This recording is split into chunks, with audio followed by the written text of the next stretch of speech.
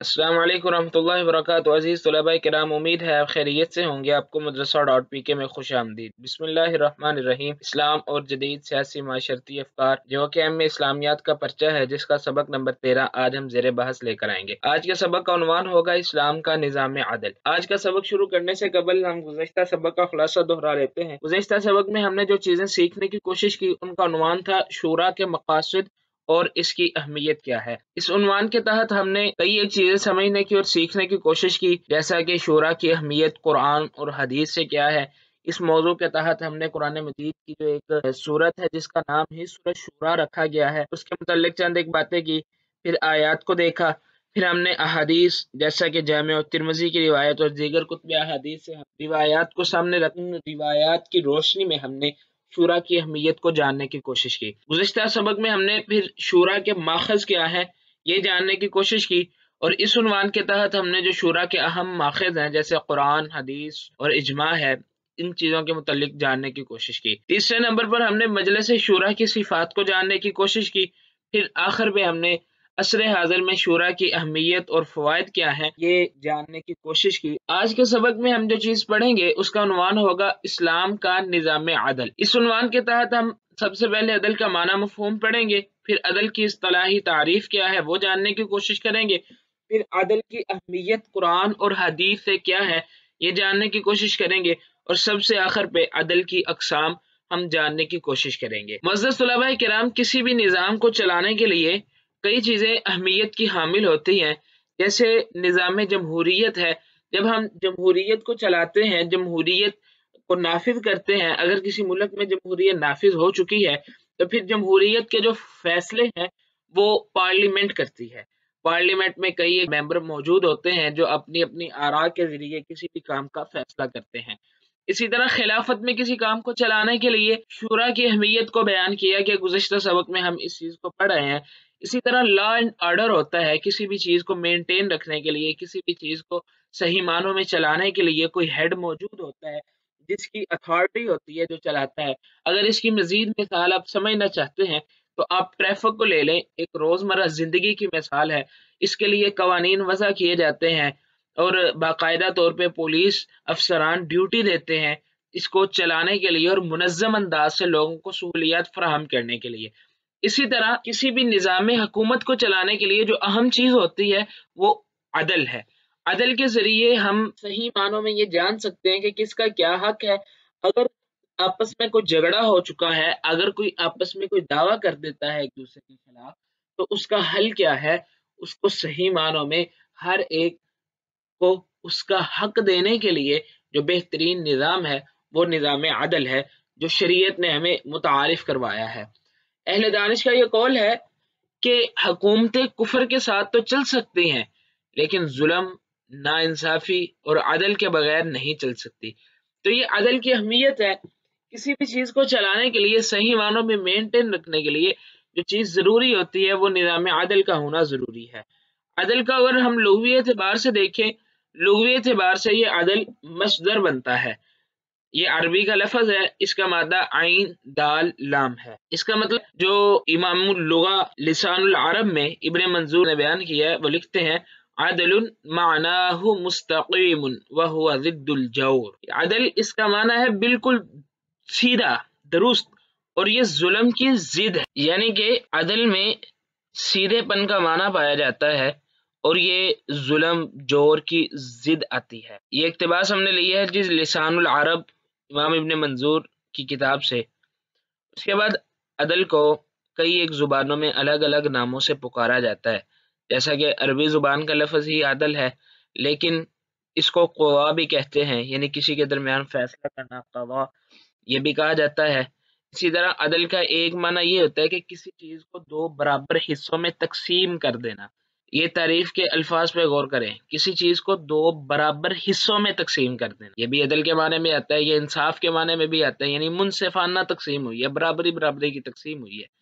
लेकिन बाज़ लोग और बाज़ आइम्मा ने अदल के माने को इस माना में भी लिया है कि अदल से मुराद ये है किसी भी चीज़ को उसकी मुनासिब जगह देना, यानी कि जिस शख्स को जितनी ज़रूरत है उसकी ज़रूरत के एतबार से उसकी मुनासिब जगह पे रखना, ये अदल कहलाता है। جیسا کہ اس تصویر میں واضح ہے کہ اب عدل اور مساوات یہ الگ الگ چیزیں ہیں۔ مساوات ہو تو سب کو برابر برابر چیز ملے گی، لیکن عدل ہو تو جس کو جتنی ضرورت ہے، یعنی جو چھوٹا بچہ ہے اس کو زیادہ ضرورت ہے اس کو زیادہ دیا جائے، جو بڑا ہے اس کو ضرورت نہیں ہے تو اس کو نہ دیا جائے، یہ عدل ہے۔ بعض ائمہ عدل کو اس معنی میں بھی لیتے۔ آگے ہم دیکھتے ہیں جی عدل کا اصطلاحی مفہوم کیا ہے۔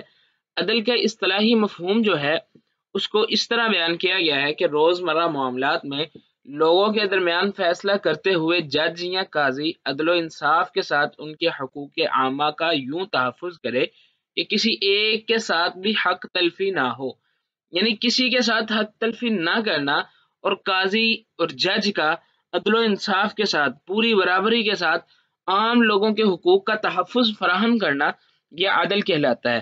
اسی طرح امور و معاملات میں قضاء میں درست اور برابری کا رویہ اختیار کرنا، یہ بھی عدل کہلاتا ہے۔ اگر آپ مزید اس کو جاننا چاہتے ہیں تو آپ امام جرجانی رحمہ اللہ کے اس قول کو دیکھ لیں۔ امام جرجانی رحمہ اللہ لکھتے ہیں العدل هو الامر المتوسط بین الافراط والتفریط۔ امام جرجانی رحمہ اللہ لکھتے ہیں کہ عدل سے مراد یہ ہے کہ افراط اور تفریط کے درمیان جو متوسط کام ہے، جو درمیانہ رویہ ہے، جو درمیانہ راستہ ہے، اس کو اختیار کرنا، یہ عدل ہے۔ یعنی عدل میں یہ یوں کہہ لیں، نہ کسی کے ساتھ زیادتی کی جاتی ہے اور نہ کسی کے ساتھ کمی کی جاتی ہے، ہر کسی کو اس کا حق دیا جاتا ہے، یہی عدل کا اصطلاحی مفہوم ہے۔ اگر ہم بات عدل کی اہمیت کی کریں تو عدل کی اہمیت قرآن مجید میں اللہ رب العزت نے بہت زیادہ بیان کی ہے۔ اللہ رب العزت نے کئی ایک مقامات پہ عدل کا حکم دیا ہے، جیسا کہ سورۃ النحل کی یہ آیت ہے، اللہ رب العزت فرماتے ہیں اعوذ باللہ من الشیطان الرجیم ان اللہ یأمر بالعدل والاحسان وایتاء ذی القربى وَيَنْهَى عَنِ الْفَحْشَاءِ وَالْمُنْكَرِ وَالْبَغْيِ۔ اللہ رب العزت فرماتے ہیں بے شک اللہ تعالیٰ وہ آپ کو حکم دیتے ہیں عدل کا، احسان کا، جو قریبی رشتہ دار ہیں ان کو مال دینے کا۔ اس میں پہلی چیز جس کا اللہ نے حکم دیا ہے وہ یہ ہے کہ یامر بالعدل، اللہ عدل کا حکم دیتے ہیں، نا انصافی کو اللہ پسند نہیں کرتے۔ کہیں پہ اللہ رب العزت فرماتے ہیں کہ ان اللہ یحب المقسطین، اللہ عدل کرنے والوں کو، انصاف کرنے والوں کو اللہ پسند کرتے ہیں۔ دوسرے مقام پہ اللہ فرماتے ہیں اعوذ باللہ من الشیطان الرجیم وَإِذَا قُلْتُمْ فَعْدِلُوا وَلَوْ كَانَ ذَا قُرْبَى، جب تم بات بھی کرو تو عدل والی کرو، انصاف والی کرو، وَلَوْ كَانَ ذَا قُرْبَى، اگرچہ وہ قریبی رشتہ دار ہی کیوں نہ ہو۔ کہیں ایسا نہ ہو کہ قرابت داری کی وجہ سے، رشتہ داری اور تعلق داری کی وجہ سے آپ عدل کا دامن چھوڑ دیں، ایسا نہیں ہونا چاہیے۔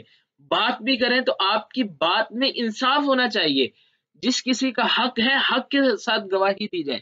اسی طرح اللہ رب العزت قرآن مجید میں مزید فرماتے ہیں، سورۃ الحجرات ہے، آیت نمبر 9 ہے، اللہ رب العزت فرماتے ہیں اعوذ باللہ من الشیطان الرجیم وَأَقْسِطُوا إِنَّ اللَّهَ يُحِبُّ الْمُقْسِطِينَ، لوگوں انصاف کرو، اللہ انصاف کرنے والوں کو پسند کرتے ہیں۔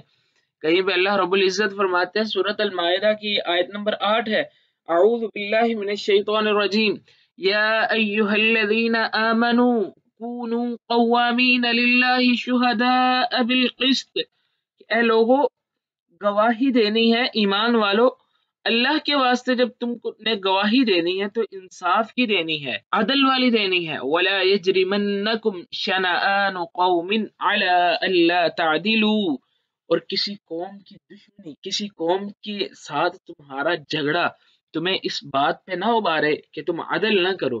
اعدلوا، ہمیشہ عدل کے دامن کو تھام کے رکھو، هو اقرب للتقوی، یہ تقوی کے زیادہ قریب ہے۔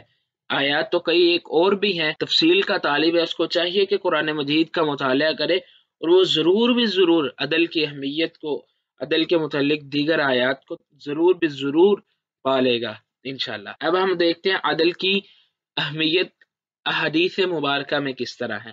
اللہ کے نبی صلی اللہ علیہ وسلم عدل کو بہت زیادہ اہمیت دیتے تھے۔ اللہ کے نبی صلی اللہ علیہ وسلم کے سامنے ایک دفعہ سفارش کی گئی، حضرت اسامہ بن زید رضی اللہ تعالیٰ عنہ نے آپ کے سامنے ایک سفارش کی، اللہ کے نبی صلی اللہ علیہ وسلم نے اس چیز کو برا محسوس کیا کہ عدل کے معاملے میں کسی کی سفارش کو قبول کیا جائے۔ حضرت ابو ہریرہ رضی اللہ تعالی عنہ بیان کرتے ہیں اللہ کے نبی صلی اللہ علیہ وسلم نے فرمایا عن النبی صلی اللہ علیہ وسلم قال سبعۃ یظلهم اللہ فی ظلہ یوم لا ظل الا ظلہ الامام العادل۔ حضرت ابو ہریرہ رضی اللہ تعالیٰ عنہ فرماتے ہیں کہ اللہ کے نبی صلی اللہ علیہ وسلم کا ارشاد گرامی ہے کہ قیامت والے دن اللہ رب العزت 7 قسم کے لوگوں کو سایہ نصیب کریں گے جس دن کسی قسم کا کوئی سایہ نہیں ہوگا۔ ان میں سے پہلا شخص جو ہوگا وہ الامام العادل، عدل کرنے والا امام ہوگا، انصاف کرنے والا قاضی اور جج ہوگا، جس کو اللہ نے منصب عطا کیا اور اس نے اپنے منصب کی پاسداری کی تو وہ اللہ رب العزت کی عطا کردہ سائے والی جگہ پہ ہوگا۔ یہ حدیث مبارکہ ہم نے لی ہے الجامع الصحیح للبخاری سے، 660 نمبر روایت ہم نے لی ہے۔ اسی طرح دیگر روایات ہیں۔ اللہ کے نبی صلی اللہ علیہ وسلم کے پاس ایک عورت کا معاملہ لایا گیا، وہ عورت بنو مخزوم قبیلے کی تھی۔ اللہ کے نبی صلی اللہ علیہ وسلم نے اس کا ہاتھ کاٹنے کا حکم دیا، لوگوں نے سفارش کی تو آپ کے پاس سفارش جب لے کے آئے حضرت اسامہ بن زید رضی اللہ تعالیٰ عنہ تو آپ نے فرمایا فَإِنَّمَا أَهْلَكَ النَّاسَ قَبْلَكُمْ، تم سے پہلے لوگ صرف اسی وجہ سے ہلاک ہو گئے انہم کانوا اذا سرق فیہم الشریف ترکوا، کہ جب ان میں کوئی شریف بندہ چوری کرتا یعنی کوئی عزت والا بندہ چوری کرتا تو اس کو چھوڑ دیتے، وَإِذَا سَرَقَ فِيهِمُ الضَّعِيفُ أَقَامُوا عَلَيْهِ الْحَدَّ، اور جب کوئی کمزور بندہ پکڑا جاتا تو اس پہ حد کو قائم کر دیتے۔ تو اللہ کے نبی صلی اللہ علیہ وسلم نے فرمایا تھا کہ لو ان فاطمہ بنت محمد سرقت لقطعت يدها، کہ اگر میری بیٹی فاطمہ بنت محمد صلی اللہ علیہ وسلم ایسا کرتی تو میں پھر بھی حد کو قائم کرتا۔ معزز علماء کرام، اس حدیث کے مفہوم کو سمجھیں۔ اللہ کے نبی صلی اللہ علیہ وسلم کے خانوادے میں ایسی حرکتیں نہیں ہوا کرتی، لیکن لوگوں کو سمجھانے کے لیے، عدل کی اہمیت بتلانے کے لیے لوگوں کو یہ بتلایا اور سمجھایا ہے کہ لوگوں عدل کا دامن نہیں چھوٹنا چاہیے۔ یہ حدیث مبارکہ بھی ہم نے لی ہے الجامع الصحیح للبخاری، 4304 نمبر روایت ہے۔ اسی طرح ایک اور روایت ہے کہ اللہ کے نبی صلی اللہ علیہ وسلم نے فرمایا ان المقسطین عند اللہ علی منابر من نور عن یمین الرحمن عز وجل، کہ جو انصاف کرنے والے ہیں وہ اللہ رب العزت کے ہاں نور کے ممبروں پہ ہوں گے اور اللہ کی دائیں جانب ہوں گے۔ یہ بھی عدل کرنے والوں کی اہمیت ہے۔ یہ حدیث مبارکہ ہم نے لی ہے الجامع الصحیح لمسلم سے، اس کا ٹائٹل آپ کے سامنے موجود ہے۔ اب ہم دیکھتے ہیں عدل کی اقسام کیا ہیں۔ عدل کی اقسام جو ہے یہ معاشرتی عدل ہے، سیاسی عدل ہے، معاشی عدل ہے اور چوتھے نمبر پہ مذہبی عدل ہے۔ اب الگ الگ ہم ان چاروں کو دیکھ لیتے ہیں۔ سب سے پہلے بات کرتے ہیں معاشرتی عدل۔ معاشرتی عدل سے یہ ہے کہ ہر کسی کو پھلنے پھولنے کا موقع دیا جائے، جو کام کرنا چاہتا ہے، بڑھنا چاہتا ہے، اس کو یہ موقع دیا جانا چاہیے۔ رنگ، نسل، علاقائیت، لسانی تعصب کی بنیاد پر فرق نہ کیا جائے۔ کسی بندے کو نسل کی وجہ سے، رنگ کی وجہ سے، ثقافت کی وجہ سے، علاقے کی وجہ سے کسی قسم کی اس پر روک ٹوک نہ ہو، یہ معاشرتی عدل ہے۔ اسی طرح سیاسی عدل یہ ہے کہ امور مملکت میں توازن اور اعتدال پیدا کیا جائے۔ جو بھی کام کیا جائے مملکت میں رہتے ہوئے وہ عدل کے مطابق ہونا اور انفرادی یا اجتماعی اختلافات جو ہیں عدل کرنے سے مانے نہ ہوں، یہ سیاسی عدل ہے۔ معاشی عدل یہ ہے کہ مال خرچ کرنے میں افراط اور تفریط سے بچا جائے۔ یہ نہیں ہے کہ کلی طور پہ ہر چیز ہی یا تو خرچ کر دی جائے یا کنجوسی کے ساتھ بخیلی کی جائے، ایسا بھی نہیں ہے۔ درمیانہ روی اختیار کی جائے، درمیانہ رستہ اختیار کیا جائے، یہ معاشی عدل۔ اسی طرح معاشی عدل یہ ہے کہ وسائل رزق اور معیشت پر چند افراد کی اجارہ داری نہ ہو، یعنی چند افراد ہی بس مال کے اوپر سانپ بن کے نہ بیٹھے ہوئے ہوں، بلکہ وسائل رزق کے لیے لوگ اپنی جد و جہد کریں اور مذہبی عدل یہ ہے کہ شریعت مطہرہ کے جتنے بھی احکام ہیں ان سارے کے سارے احکامات کو مانا جائے، اور اہل علم جب احکام و مسائل بیان کرتے ہیں اس میں افراط و تفریط سے گریز کرے۔